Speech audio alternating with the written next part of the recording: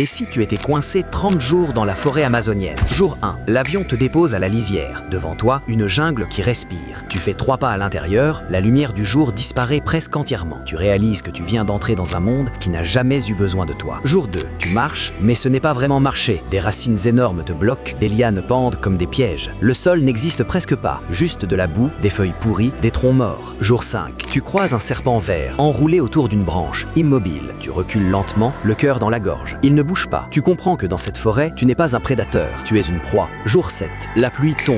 Pas une petite averse, un déluge. En quelques minutes, tout est trempé. L'eau coule de partout, transforme le sol en rivière de boue. Jour 15. La jungle commence à te jouer des tours. Ce soir-là, tu vois une lumière entre les troncs, une lueur douce, tremblante. Tu t'approches, le cœur battant. C'est un champignon bioluminescent. Juste ça. Tu t'assois à côté, fasciné. Pour la première fois depuis des jours, tu te sens moins seul. Jour 25. Tu croises enfin un être humain, un homme d'une tribu locale, pieds nus, arc à la main. Il te regarde comme si tu étais un alien, puis te montre une direction et repart sans un mot. Jour 30. Tu sors enfin de la jungle. La lumière du soleil te frappe en plein visage, brutale, aveuglante, l'air est plus léger, plus sec. Et si tu en sors vivant, c'est parce que la forêt t'a laissé partir. Like et abonne-toi si tu as regardé jusqu'ici et dis-moi ce que tu souhaites voir dans la prochaine vidéo.